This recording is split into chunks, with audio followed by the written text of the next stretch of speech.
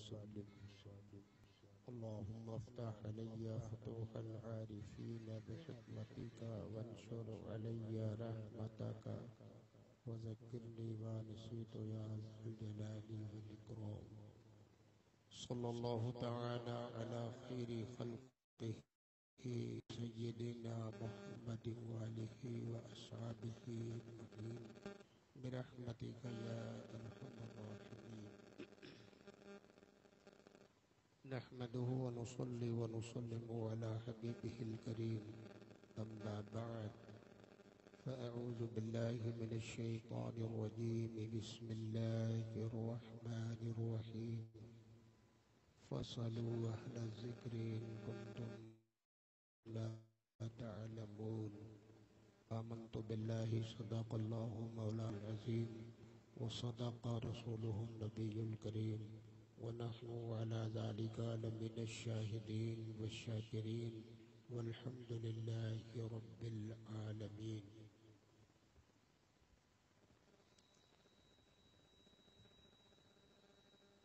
جلسہ دستار حفظ قرآن کے اس مبارک و مسعود موقع پر سرزمین شاہپور مدرسہ وحیدیہ غوثیہ میں حاضری کی سعادت ہوئی. آج جو میں نے جذبات دیکھے، جو دین سے لگاؤ اور پیار کا جذبہ ساتھ دل باغ باغ ہو گیا. ہمارے جمع سال فاضل گرامی حضرت مولانا مفتی توصیف صاحب قبلہ نے پورے ایمانی جوش و خروش کے ساتھ خطاب بھی کیا اور آپ کو ثواب دارین سے مالا مال کرنے کی مزید کوشش کی، اور دل کھول کر آپ نے ان کی آواز پہ لبیک کہا. ان باتوں کو سن کر روح تازہ ہو گئی، دل باغ باغ ہو گیا کہ یقیناً جو اس شب میں یہاں کے لوگ کام کر رہے ہیں اور آج جو یہ عظیم الشان جلسہ منعقد ہے، اس میں دنیا کے صرف فائدے کا کام نہیں ہو رہا بلکہ دین کو سنوارنے کا اور آخرت کو نکھارنے کا کام ہو رہا ہے. جامعہ وحیدیہ غوثیہ شاہپور کی سرزمین پر برسوں سے یہ ادارہ چل رہا ہے. ادھر چند برسوں میں اس میں کافی ترقی دیکھی گئی. کمیٹی کے لوگ اور اساتذہ کی محنت کا ثمرہ یہ ملا کہ اس مسجد سے متعلق چھوٹی سی بلڈنگ اور عمارت کے علاوہ اراکان میں ہی کسی نے جامعہ کے نام اپنی زمین لکھ دی. اور ماشاءاللہ یہ وہ کام ہے کہ اس نے اپنی زمین کو مدرسے کے نام لکھ کر گویا جنت میں اپنا حسین محل بنا لیا اور دنیا والوں کو بتا دیا اصل کام وہی ہوتا ہے جس سے دنیا بھی سنور جائے، آخرت بھی نکھر جائے، مصطفیٰ بھی راضی ہو جائیں اور مصطفیٰ والے بھی راضی ہو جائیں. اسلام اور مسلمانوں کا یہی جذبہ صادق شروع سے رہا ہے، اور سب سے پہلی کامیابی جو مسلمانوں کو ملتی ہے وہ علم دین مصطفیٰ سے ملتی ہے. نماز خدا کی پڑھی جاتی ہے، خدا کے لیے پڑھی جاتی ہے، لیکن نماز پڑھنے کا سلیقہ اور ڈھنگ مدرسے میں سکھایا جاتا ہے. جس نے مدرسے پر توجہ دیا گویا اس نے مصطفیٰ کی رضا حاصل کر لی، اور جس سے مصطفیٰ راضی ہو گئے اس سے خدا راضی ہو جاتا ہے. جامعہ وحیدیہ غوثیہ کی تعمیر کا سلسلہ بھی جاری ہے. میں نے سنا ہے کہ نئی زمین کسی نے جامعہ کے نام لکھ دی ہے. اللہ تعالیٰ انہیں اس کا بہترین اجر عطا فرمائے اور خوبصورت صلہ عطا فرمائے. ان کو پروردگار عالم جنت الفردوس میں اعلیٰ محل ان کے لیے منتخب فرمائے. مدرسے کے لیے زمین دے دیا، کچھ کوشش کیا کمیٹی کے لوگوں نے اور مدرسے کے اساتذہ نے کہ کچھ تعمیری کام ابتدائی مرحلے میں ہے وہ شروع بھی ہو گیا، اور آج یہ جلسہ دستار حفظ قرآن کے موقع پر اسی تعمیری پروگرام کو لے کر ہمارے جواں سال خطیب آپ سے مخاطب تھے اور آپ سے تعاون کی اپیل کر رہے تھے. آپ نے جو کچھ سامنے تھا، جو آپ کے پاس تھا، جن کے دل میں خیال آ گیا، انہوں نے لکھایا بھی، انہوں نے دیا بھی، لیکن یہیں سے بس نہیں ہے، بلکہ ہمیں یہ پروگرام بنائے رکھنا ہے کہ جب تک وحیدیہ غوثیہ کی تعمیر ہوتی رہے گی، جب تک ہم اپنی مالی تعاون سے اس کو ترقی دیتے رہیں گے. اور یہیں سے بس نہیں ہے، بلکہ ہمیشہ مدرسے والوں کا بھی خیال کرنا ہے، مدرسے میں پڑھنے والے طلبہ کا بھی خیال کرنا ہے، مدرسے میں پڑھانے والے علماء کا بھی خیال کرنا ہے.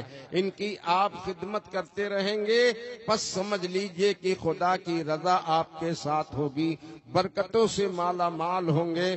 کوئی غوث اعظم کے نام سے، کوئی غریب نواز کے نام سے، کوئی اولیاء کرام کے نام سے، کوئی حسنین کریمین کے نام سے، کوئی اہل بیت اطہار کے نام سے، کوئی خلفائے راشدین کے نام سے تعاون پیش کرتا ہے، کر رہا ہے اور کرتا رہے گا. سب سے اچھا وہی ہے کہ تمام انبیاء و مرسلین سے لے کر قیامت تک آنے والے سارے مومنین کے نام سے آپ تعاون راہ خدا میں پیش کریں. اللہ ان سب کو ثواب پہنچائے گا اور اس کا اجر عظیم اللہ آپ کو بدلے میں عطا فرمائے گا. قرآن کریم میں پروردگار عالم نے ارشاد فرمایا، فَاسْأَلُوا أَهْلَ الذِّكْرِ إِن كُنتُمْ لَا تَعْلَمُونَ. ارشاد ربانی ہوتا ہے کہ اے ایمان والو، تم اہل ذکر سے سوال کرو جن چیزوں کا تم علم نہیں رکھتے، جن چیزوں کی معلومات نہیں ہے. قرآن کہتا ہے وہ اہل ذکر سے پوچھو. اہل ذکر سے اللہ نے فرمایا کہ معلومات حاصل کرو، حالانکہ معلومات کا تعلق تو اہل علم سے سمجھ میں آتا ہے. جو علم والا ہوگا وہ معلومات فراہم کرے گا، جو علم والا ہوگا وہ علم سے بھرا ہوا جواب عطا کرے گا. لیکن خدا کو اہل علم زیادہ پسند نہیں ہے، خدا کو تو اہل ذکر پسند ہیں. اس لیے اللہ نے فرمایا، اگر رب فرما دیتا فَاسْأَلُوا أَهْلَ الْعِلْمِ إِن كُنتُمْ لَا تَعْلَمُونَ، پوچھو تم اہل علم سے جن چیزوں کو نہیں جانتے ہو. ڈاکٹر کھڑا ہو جاتا، مجھ سے پوچھو. پروفیسر کھڑا ہوتا، مجھ سے پوچھو. لیکچرار کھڑا ہوتا، مجھ سے پوچھو. یہودی کھڑے ہوتے، مجھ سے پوچھو. نصرانی کھڑے ہوتے، مجھ سے پوچھو. الگ الگ علم کا دعویٰ کرنے والے افراد سامنے آ جاتے، مجھ سے پوچھو. لیکن خدا کو اوروں کا جواب پسند نہیں ہے. میرے خدا نے فرمایا جواب دینے والے تو بہت ہیں، لیکن ہر کا جواب کارگر نہیں ہے. جواب کارگر چاہیے تو اہل ذکر سے پوچھو. کامیابی کا جواب چاہیے تو اہل ذکر سے پوچھو. یہ اہل علم کون ہیں اور اہل ذکر کون ہیں؟ بڑا فرق ہے. اہل علم دنیا کے عصری علوم حاصل کرنے والے اہل علم کہلاتے ہیں، لیکن اللہ و رسول کی معرفت کرنے والے، خدا و رسول کی رضا کا ذریعہ بتانے والے، اللہ اور اس کے رسول کی بارگاہ کے جو محبوب بندے ہوتے ہیں، وہ صرف اہل علم نہیں ہوتے، بلکہ میرا خدا انہیں اہل ذکر فرما کر یہ بتانا چاہ رہا ہے، اے بندے مومن، اگر تمہیں معلومات حاصل کرنی ہے تو تم میرے محبوب بندوں کے دربار میں آ جاؤ، اہل ذکر کے دربار میں آ جاؤ. یعنی تمہیں اگر کچھ پوچھنا ہے، معلومات حاصل کرنی ہے تو کسی پروفیسر کے پاس بعد میں جانا، پہلے تم امام اعظم کے پاس آ جاؤ، امام شافعی کے پاس آ جاؤ، امام مالک کے پاس آ جاؤ، امام احمد ابن حنبل کے پاس آ جاؤ،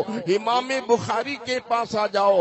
اگر تمہیں معلومات حاصل کرنی ہے تو غوث اعظم کے دربار میں آؤ، غریب نواز کے دربار میں آؤ، خواجہ بہاؤالدین نقشبند کے دربار میں آؤ، خواجہ شہاب الدین کے دربار میں آؤ.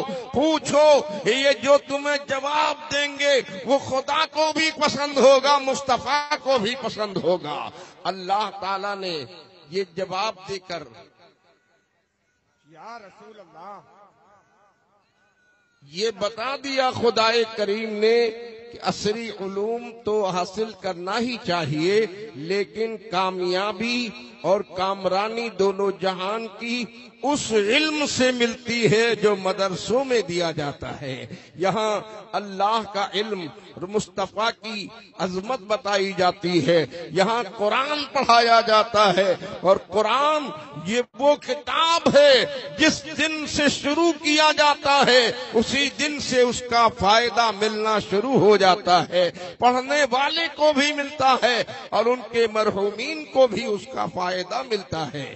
حضرت عیسیٰ علیہ السلام کا ایک قبرستان سے گزر ہوا، جناب عیسیٰ علیہ السلام قبرستان سے گزرے تو آپ کی نگاہ نبوت نے دیکھا ایک قبر والا عذاب میں گرفتار ہے، صاحب قبر عذاب میں مبتلا ہے۔ جناب عیسیٰ علیہ السلام نے ملاحظہ فرمایا اور اپنی ضرورت کے تحت آگے بڑھ گئے، آگے تشریف لے گئے۔ ضرورت سے فارغ ہونے کے بعد جناب عیسیٰ علیہ السلام پھر اسی راستے سے پلٹ کر آئے۔ اب جو پلٹ کر آئے تو آپ نے دیکھا کہ بڑا انقلاب برپا ہو گیا ہے۔ ادھر سے جا رہا تھا، صاحب قبر عذاب میں گرفتار تھا، لوٹ کر آ رہا ہوں، اب عذاب کا سلسلہ منقطع ہے، بلکہ انوار و برکات کی بارشیں ہو رہی ہیں، رحمت کی برسات ہو رہی ہے، اس کی قبر نور علی نور ہو رہی ہے۔ یہ دیکھ کر جناب عیسیٰ علیہ السلام محو حیرت ہو گئے، اور حیرت بھرے انداز میں بارگاہ رب قدیر میں جناب عیسیٰ علیہ السلام نے سوال کر دیا، مولا یہ کیا ماجرا ہے؟ میں ادھر سے جا رہا تھا، اس شخص پر عذاب ہو رہا تھا، لوٹ کر آ رہا ہوں، صاحب قبر میں انقلاب دیکھ رہا ہوں، رحمت و انوار کی برسات ہو رہی ہے، یہ انقلاب آ گیا، یہ تبدیلی کی بنیاد کیا ہے؟ تو پروردگار عالم نے جناب عیسیٰ علیہ السلام کو جواب عطا فرمایا، اے عیسیٰ تمہیں معلوم نہیں یہ شخص گنہگار تھا، مجرم تھا، خطا کار تھا، نافرمان تھا، میرے احکام کی فرما برداری نہیں کرتا تھا، مستحق تھا کہ اسے عذاب دیا جائے، یہ عذاب کا حقدار تھا، اس لیے قبر میں آیا، عذاب کا سلسلہ شروع ہو گیا۔ لیکن جب یہ قبر میں آیا ہے، آنے سے پہلے اس نے اپنی بیوہ کے شکم میں اپنی امانت چھوڑ رکھی تھی، اس کے انتقال کے بعد اس کے گھر میں بچہ پیدا ہوا، اس کی بیوہ نے پرورش کیا، اور آج اس کا بچہ اس لائق ہو گیا کہ کچھ بولنا آ گیا، چلنے پھرنے آ گیا۔ اس کی والدہ نے اپنے ننھے یتیم بچے کا ہاتھ پکڑا، استاذ کی خدمت میں پہنچایا، اور استاذ کی خدمت میں پہنچ کر آج اس کے بچے نے، استاذ نے پڑھایا بسم اللہ الرحمن الرحیم، بچے نے پڑھا بسم اللہ الرحمن الرحیم۔ جب بچے نے بسم اللہ الرحمن الرحیم پڑھا، میری رحمت کو شرمائی، جس کا بچہ مجھے رحمان الرحیم سے یاد کر رہا ہو، میں اس کے باپ پر عذاب کا سلسلہ جاری رکھوں، پس میں نے عذاب منقطع کر دیا، رحمت و انوار کی برسات ہونے لگ گئی۔ ایک بچے کے پہلے دن کی تعلیم یہ وہ قرآن کی تعلیم ہے جو مدرسوں میں دیا جاتا ہے، بلا نیت و ارادہ بچے نے بسم اللہ شریف پڑھا ہے، تو آج ہی سے اس کا فائدہ قبر میں اس کے مرحوم باپ کو مل رہا ہے۔ اب آپ سمجھیں، بے بچے کی نہ یہ نیت تھی، نہ یہ ارادہ تھا کہ میرے پڑھنے کا ثواب میرے والد کو پہنچے، بلا نیت و ارادہ بچے نے بسم اللہ شریف پڑھا، بچے نے قرآن کی تعلیم کی شروعات کیا۔ ارے جب بلا نیت و ارادہ اس کا ثواب مرحوم کو قبر میں مل رہا ہے، تو نیت و ارادے کے ساتھ جو قرآن پڑھے گا تو اس کا ثواب کیوں نہیں ملے گا؟ یہی وجہ ہے ہم لوگ قرآن خوانی کرتے ہیں اور اس کا ثواب نظر کرتے ہیں۔ الحمدللہ یہ سارے طریقے، یہ سارے وسیلے اور یہ سارے ضابطے، یہ سارا علم اللہ تعالی ہمیں مدرسوں سے دلواتا ہے، مدرسوں میں بچے آ کر مسلمان ہو جاتے ہیں، رب کے عبادت گزار ہو جاتے ہیں، مصطفیٰ کے اطاعت گزار ہو جاتے ہیں۔ یہ وہ مدرسے کا کام ہے۔ لمبی چوڑی تقریر نہیں چاہتا میں، صرف شرکت، احباب کی خواہش، اراکین اور کمیٹی کے لوگوں کی فرمائش اور ان کی دعوت کو قبول کرتے ہوئے تھوڑی دیر کے لیے حاضر ہو گیا۔ آنے کے بعد بڑی خوشی حاصل ہوئی اور یہ دیکھ کر کہ یہاں کے لوگوں کے اندر جذبہ صادق ہے، ایمانی جذبہ ہے۔ اللہ سلامت رکھے۔ جس سے جو کچھ ہوا ہے وہ انہوں نے آج تعاون پیش کیا ہے، لیکن یہ تعاون کا سلسلہ یہیں تک منقطع نہیں کرنا ہے، بلکہ آج کے بعد بھی ماہ رمضان آنے والا ہے، اس کے بعد کے مہینے آنے والے ہیں۔ مدرسے میں تعمیری کام ہو، آپ خود توجہ کریں، جب موقع ملے آپ آئیں، کام بھی دیکھیں اور کام کو آگے بڑھانے کے لیے قیمتی تعاون پیش کریں۔ مولا تعالیٰ اپنے حبیب کے صدقے سرزمین شاہپور پہ مدرسہ وحیدیہ غوثیہ کو دن دونی رات چوگونی ترقی عطا فرمائے، اساتذہ کرام کی محنت و کاوش کو قبول فرمائے۔ بڑے مخلص، بڑے ہی ہمت ور اور علم و عمل کے پیکر اساتذہ وحیدیہ غوثیہ میں کام کر رہے ہیں، شب و روز دل سے لگے ہیں۔ پروردگار عالم ان کی محنتوں کو قبول فرمائے، کمیٹی کی خدمتوں کو قبول فرمائے، معاونین کے تعاون کو قبول فرمائے۔